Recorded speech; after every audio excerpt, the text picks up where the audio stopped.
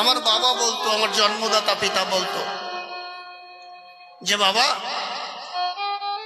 আমি তোকে মানুষ করেছি, বিনিময়ে আমি কি পেয়েছি বল। আমি বললাম বাবা আমি কবি গান গাই, এখন অনেক অর্থ উপার্জন করি, বলো কি চাও।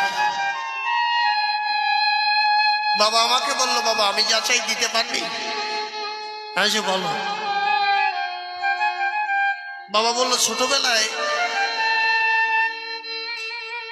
একটা জিনিস খেতাম, 1 টাকায় পাওয়া যেত ভুনভুনি। অনেকে খেয়েছে, বিভিন্ন রঙের ভুনভুনি পাওয়া যেত, তাই না? ছোটবেলায়, এখন নাই, জানে 1 টাকায় ভুনভুনি পাওয়া যেত, ভালো লাগতো ছোটবেলায়। যখন শিশুকাল থেকে যৌবনে পদার্পণ করলাম তখন ভুনভুনি আর ভালো লাগে না, তখন ভালো লাগে মাছ মাংস ডিম দুধ।